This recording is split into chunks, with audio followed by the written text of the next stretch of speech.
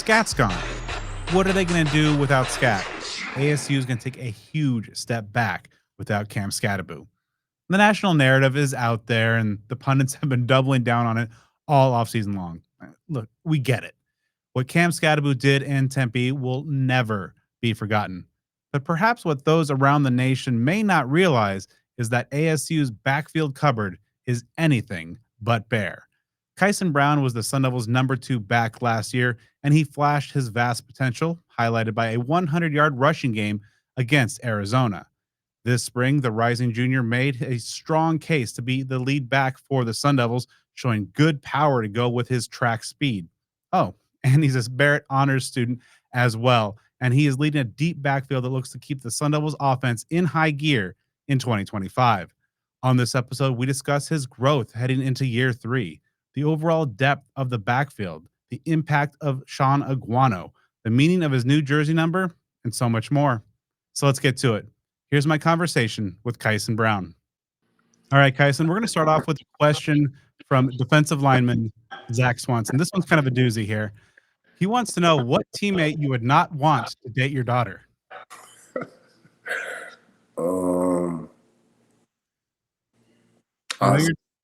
I'll say probably Relief.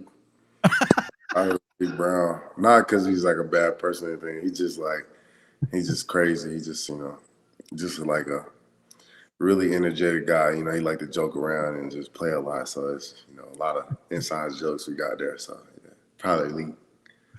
I know he kind of is the self-proclaimed funniest guy on the team. You confirm that?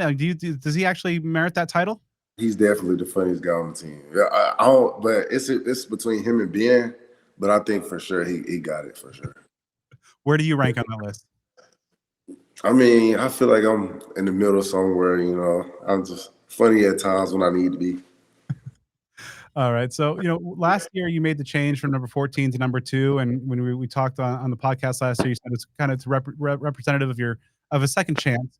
Now you're number 1. What does the number 1 represent for this year?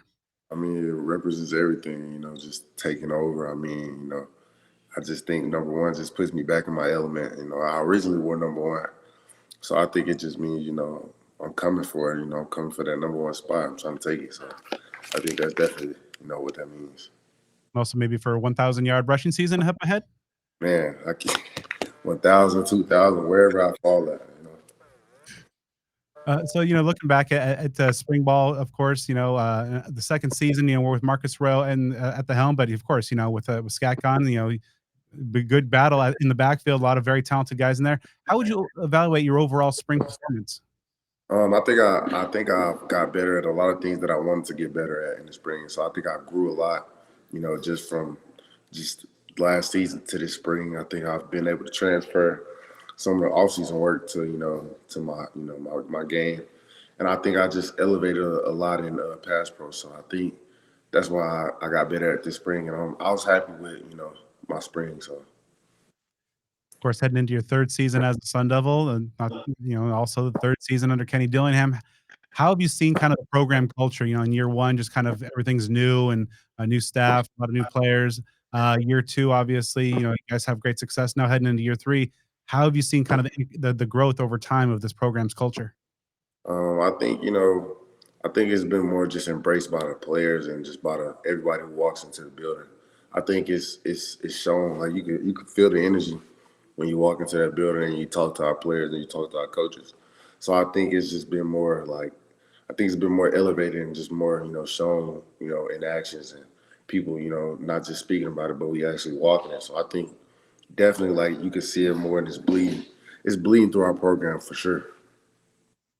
Also it's heading into his 3rd season in Tempe is Kenny Dillingham. So obviously you've seen your head coach, still one of the youngest in the country, but now with some big time success as the program heads into 2025. How have you seen your head coach kind of evolve from first time head coach now to a coach who's leading a championship caliber program?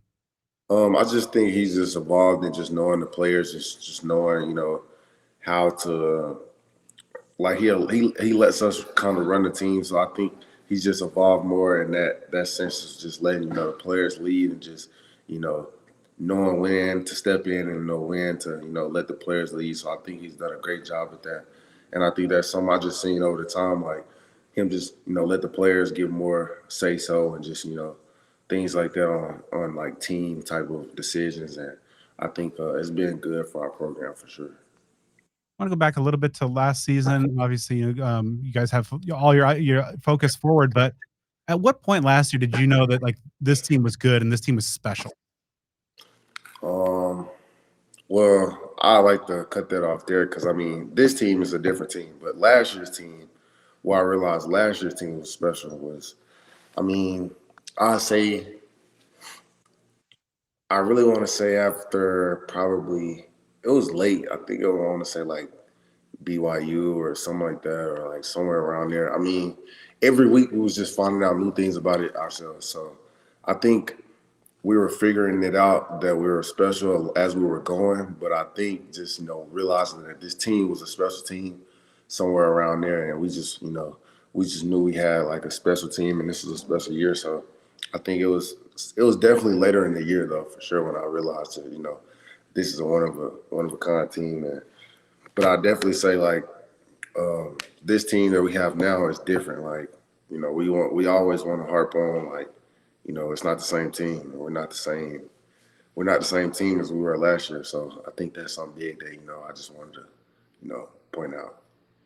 When you look back on Pond last year and the great success that the Sun Devils had, what were some of your favorite moments, whether they were on or off the field, that you look back and cherish the most? I think a lot of the moments came from just being around my brothers for real. Definitely the Big 12 championship, of course. That was probably one of the pivotal moments of the season. But just going to war with those guys every day for the games. I mean, that was just something that I would look forward to. But definitely, probably the Big 12 championship is one of the most surreal moments I've had that season for sure. What was your favorite run or play that you had last year? My first touchdown, that was probably my favorite one. It was just so many emotions that I was filled with in that moment. I just it's unexplainable when you like finally accomplish something that you've been waiting to do. It's just like a breath of fresh air for sure. I mean, just scoring my first touchdown in college, but it was definitely up there for sure. And then, of course, to cap the regular season, you top 100 yards in the route of the rival Wildcats. How good did that feel to, cap a such an amazing regular season with a statement win, bringing that territorial cup back with you guys? Man, it was good to get that win. It was good to just bring the Territorial Cup back.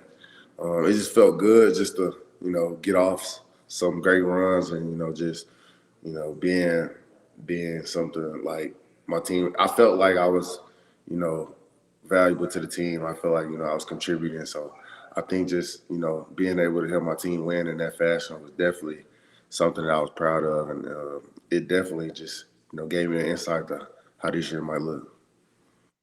What did it mean to you to see the Valley activated? Obviously, the fans and selling out games in the latter part of the season, people meeting you guys at the facility, sending you guys off in the buses and greeting you guys, and just kind of the buzz around town. What's that mean to you as one of the key players to see the Kenny Gillingham's vision of the Valley activated come to life? Yeah, it feels good just to know that the city's behind us, and it just gives that connection from player to fan. It makes us feel like we're closer, and it just gives you something greater to fight for. We got people who actually believe in us, and we got a whole city behind us. So it's just that much more better when you go out on that field. You fighting for your brothers, you fighting for your family, and then you fighting for the fans. So it's definitely something that we appreciate as players, and we want to keep the Valley activated for sure, and just bring the city, more wins, more everything. And of course, what was the experience like, sharing a backfield with Skat and just, seeing what he was able to do and just kind of the what everything that he brought from the team and maybe some of the lessons that you took away from playing with him the last couple of years? I think um, I think sharing that backfield with Skat, a lot of people don't know just how good of a person he is off the field, and that's something that I appreciate it from Skat. Just being that brother figure and just like that kind of a mentor and just helping me on and off the field. Like um, I think that's something that gets rolled over just because he's such a great athlete. But definitely, just I got a brother for life for sure with that guy, and it was just good, in practice, challenging each other, learning from him, taking some of his game, and just trying to add some of those things to my game. But it was definitely an experience. He's at where he's at because of a reason. It just shows, how to. He just showed me how to be a professional and kind of, how to go about life and how to go about your business on the field, and just how to attack things in life for sure. Heading into 2025, of course, a lot of folks around the nation, maybe not like the local media who's at practice every day, but the national media is saying, "Oh, ASU lost Cam Skattebo." They lost a huge weapon. Are you guys, you and the rest of the backs, maybe tired about like, okay, Skat obviously was a huge part of this, but hey, like we're pretty good too. You a little bit tired of that narrative of just like, oh, they lost Skat, so there's gonna be a drop off. I kind of take it as like a challenge to me. I don't really look at it as I'm just tired of hearing it. I mean, it's just another. It's just I don't really pay attention to the outside press and stuff like that. So I just try to use it as a chip on my shoulder and just use it as fuel for me. I don't look at it as a negative narrative. I just use it and take it and go day by day. But it's definitely something that I just want to. It's a personal chip on my shoulder. Just to go out there and prove myself and show who I am. So that's just something I'm looking forward to. And of course, as head into the, being an upperclassman and kind of one of the elder statesmen of that running back room, how have you seen yourself kind of grow into a leadership role? Um, I've seen myself grown, just helping the younger guys. That's something that I've been just finding myself doing more lately. Just give my personal experiences and share what I've learned in these couple of years, and just try to help them in the transition from being a young guy, maybe being somewhere on the depth chart that they don't want to be, and just trying to just give motivation and just you know share my experiences and just letting them know that another guy's been in your shoes, and I know how it feels, and just trying to be a good brother for sure. Recently, Scott Bordeaux published an article about your upbringing and your childhood and kind of the unique situation there and the loving support network that you had. And encourage all our folks. I want to step on his great storytelling there, so encourage folks to head over to ASU's website and check that story out. But I just from while I got you, like, how do you feel like having that support network can help somebody go through some difficult times? And obviously, you had a vision of where you wanted to go and kind of the benefit of two loving families. Yeah, I think just having the family that I have, I mean, it just shows that people go through many different things. Things might be difficult, things might be confusing, and you might be somewhere, but it's always light at the end of the tunnel. You can always fight through, and it's just my family has always shown me that like whether you put your mind to it, you can just do it. So my loving family that I'm blessed to have, I just appreciate the way they brought me up and they just taught me how to go about life for sure. And how was football such a factor in that having kind of the goals of what you set forth for yourself, and whether you're in Mississippi and Texas and kind of the back and forth there, how was football kind of the constant in that aspect and along that course of your journey? I think football for sure was just my first love. It's just it was something that I always just gravitated to, and it always helped me just it was something that I used to. It was something that I used to like just I don't know. It's kind of my getaway. It was kind of my it's what I wanted to put my all into. So it was all football was all has always been just my first love, and it's always been there for me, and I appreciate that from the game for sure. Now, not you're not just a talented football player, but of course an artist as well, as we talked about in the last podcast. What are some of the favorite art and designs that you've created recently? Recently, I haven't created much because I mean, I've been more focused in the weight room and the off season. But I say my favorite piece that I created myself, was probably a Kobe. When he died, I made a silhouette of Kobe. It's pretty neat. But that's something a lot of people don't know about me. Is, on my free time, I might draw and doodle a little bit. And of course, still an architectural engineering major, and have that those that goal, from your time off the field. Oh yeah, architecture, engineering. It's a lot of people think it's like a pretty rigorous major, but I think it's something that it's kind of fun just drawing up different models and stuff like that. So it's definitely something I'm gonna stay getting into as I get older for sure. Now, I believe you're roommates with Keith Abney, if that's correct. It's a So what's it like, obviously having that defensive mind to kind of bounce things off of?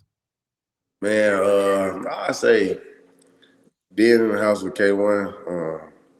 After every practice, we always go at it thinking when we get home, he always thinks they won the practice. And we always go back and forth over certain plays that he thinks that they would have made a stop on, or I think that we probably would have scored on. So it's just good, kind of. We still share that competitive nature, at home. And I think it's a cool, just having a defensive player in the crib with me. It's definitely, and not only a defensive player, but I've been knowing him pretty much our whole life. So I mean, it's just cool having my brother in the crib with me. So And with the number change now this year, I mean, is there a competition to see who's going to be the true K1? I think he knows I'm the true K1 because I mean, I had the number. I had the number forever. I've always won number one. So I think he knows who the true K1 is. But I mean, he's K1 on the field because people know him as number one. So I'll give him that. But they'll see who the true number one is soon for sure. So, when you're out there on the field, and obviously you're one of those backs that can beat people with speed or your power. What's more fun to you? Just putting on a move and running past the defender, or kind of lowering that shoulder and trucking them? Um, I say it's all really fun to me. It's just whatever's necessary for real. But I find joy in running past people for sure. Like just beating people with speed. It's kind of like you can't catch me. Like it's I don't know. It feels good and it also feels good to just run through somebody. Like to just put your face in their face and just run through them. I mean, so it's really you can't really say one is better. It's just love for the game is just it's just really what you prefer to do. So, of course, heading into 2025, this is a very a deep running back room. Of course, what does that competition do on a kind of day in day out basis, knowing that that nobody can kind of let up because there's just a lot of different or a lot of very talented backs in that room that could pick up the slack. I think it makes everybody in that room just better. Just knowing you got to come to work every day. It pushes everybody to come with their best every practice, and that only makes us each better every day. So I think that's something that is beneficial. Just is beneficial to our backfield, and it's definitely good to have that type of competition in that room. It just brings out the best of me. Now, from a running back's perspective, there's a by committee approach, or kind of what we've seen from ASU the last couple of years, kind of having a lead back, kind of be that bell cow type. What are some of maybe the pros and cons from your view of like having that rhythm of just getting 20, 25 touches a game versus by a more committee approach that perhaps keeps you fresher throughout the entirety of the game? Oh yeah, like you said, I think just like that bell cow kind of mentality, I think it allows your running back to get a feel for the game because I mean it is kind of hard to get a feel when you only have one touch here and then miss out a series, maybe one touch here. So it is kind of better, to allow the guy to get the feel for the game because I mean when you get into the game, you got to have a feel for how fast the D linemen gonna move, how fast holes are gonna open, how fast they're gonna close. So I think that's something that like a bell cow kind of mentality for a team might have versus like a 1-2 punch or dual backfield. But I think just having multiple backs just allows it allows you to get in, especially when you have the type of backfield that we have. It allows you to open up the offense so much more because I mean we have so many dynamic backs that could do anything. So I think that it allows you to spread the field more. Just it allows you to do more and not be one dimensional as an offense. So it's definitely pros and cons to both, but whatever gets the job done, it gets the job done. So, going to have you put on your general manager's hat right now and kind of give a breakdown of some of your fellow backs there. You mentioned Raleek, funny guy off the field, but on the field, it kind of presents a different, a more loose, perhaps, electrifying element to that backfield. What have you seen from him now that he's fully healthy? Yeah, I think we've been able to see just who Leak truly is on that field. I mean, he's a guy who can make a play at any time. He's so electrifying that at any moment he could break. So I think we've been able to see that. He's put on a few pounds and he's been able to run through the tackles pretty well. Um, I think he's been able to do that for a minute. I think he's been able to show it, in this past spring that, he's able to run in between the tackles, which a lot of people think he can't do. So I think that's something that he's been able to show this spring. And yeah, we've just been able to see, the true, the guy we knew he was. So I think that's something he was able to do in the spring. And it's been very beneficial for him. And Kanye Udo, coming off a 1,000-yard season at Army, and how have you seen him kind of get acclimated to obviously the standards of the program that you guys, obviously brought to a championship level? Yeah, I just seen his play elevate so fast just in the spring. I think we've seen him grow just from just that downhill runner to being able to make cuts that maybe he's been able to make at Army, but just being able to make them more fluid and just see the game better. He's definitely got better hands since he got here. No shade on him, but coming from Army, he didn't catch it much, so I could tell like his hands weren't as fluid, but definitely over the spring and just in the offseason, his hands have got very fluid, and he's a great back. And then the true freshman that really kind of caught my eye throughout spring practice, especially his growth in pass pro. I mean, he was really had some moments where he was really getting out there and impressive for a true freshman. Demarius Man Robinson. Yeah, man, he's one of those guys that he just has it in him. He has the heart of a lion, and if you have heart, you're halfway there. He's definitely one of those guys who could run past you. He's definitely like one of those speedy guys.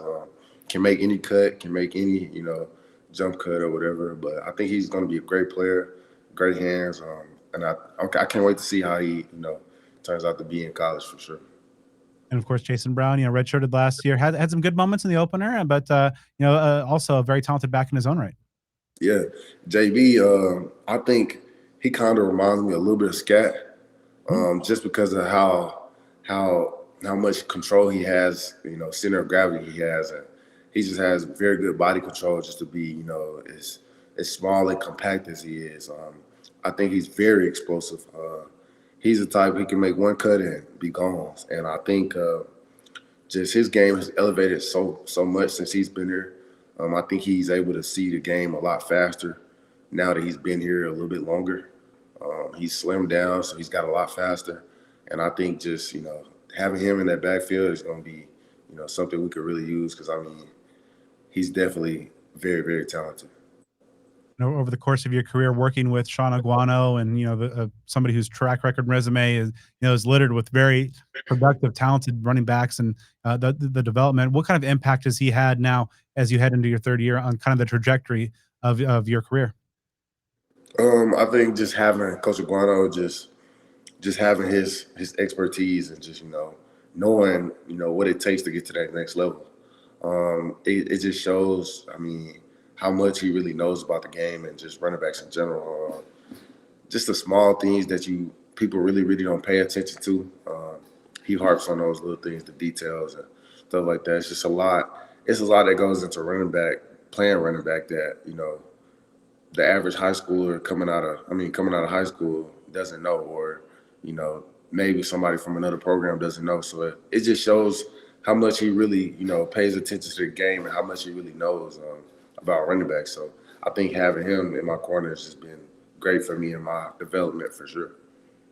Of course, your quarterback, and then you share the backfield with, and Sam Levitt is already generating some national Heisman buzz, and obviously a great first season as a starter. How have you seen him kind of, maybe grow from that first spring practice last year to now a guy with a Big 12 title on his resume, and also kind of, a lot of expectations on his shoulders? Yeah, he's a true pro. You guys see it. You can't really hide it. He's definitely, He's definitely a pro. He goes about his business. I've seen him grow as far as in that leader aspect. He's always been a leader, but it just seems like he's just stepping up. He stepped up in a major way. Just I guess seeing where we came from last season, and you could tell he's hungry. You could tell he has a chip on his shoulder about something, and we love it. I mean that's our quarterback, that's our guy. We're gonna rally behind him, and it's just good to have a leader like that. Who has a vision, and we're all on the same page. So it's just good to have Sam in that room for sure. Now that you're an upperclassman, what would the Kyson of today, advice wise, give Kyson stepping foot on ASU's campus for the first time a couple years ago? Some advice I give is just stay true to yourself, stay patient, learn everything you can learn, be a sponge, and just everybody's journey is different. Just stay on the path, stay patient, and when your opportunity comes, just take advantage of it, because the window can close fast, it can open fast, and I think just live day by day and just be where your feet are. How much better do you feel the Sun Devil offense is having to go up against a pretty loaded Sun Devil defense day in and day out? I think that defense allows us as an offense because we have a lot of new guys. So I think it challenged us as an offense just get on the same page, and it allowed us to click faster. That defense is as returning a lot of guys, and they just allow us to challenge each other every day, and they make us better for sure. With about a month and a half or so till the start of fall camp, what are some of the things that you're looking to accomplish over the course of the off season and the summer strength and conditioning program to get ready for year 3? Just get faster. Maybe try to bust 22 miles per hour before the summer. That's my goal. Definitely get to learn some of my teammates, learn about more of my teammates, and just click with them a little bit more, especially when we get up there to Camp T. That's something I'm looking forward to. But just definitely just getting that camaraderie back, and getting that chemistry with the guys on offense, O-line. That's just something we're looking forward to in these next couple of months, because it's about to get serious. What do you think changes, if anything, now that you guys are going from the hunter to the hunted, in terms of, going from a team that has no expectations to obviously, every team on your schedule is going to be gunning for you, the reigning champs? I think, well, I know us as players, I know we don't feel like we are the hunted, but I think we're still have that hunted mindset. We know what we want, and we're going for it. So I think that mindset is kind of what the outsiders think more than us, but it's definitely we have that mindset. We're still hunting for something. This fall, when you take the field with the Sun Devil offense, and donning that number 1, what do you want fans to see out of Kyson Brown year 3?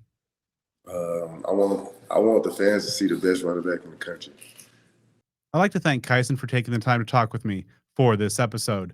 Make sure you are subscribed to Speak of the Devils on the podcast platform of your choice for more great sit-down series episodes all off season long. And be sure to follow me on all things social media at bdenny29.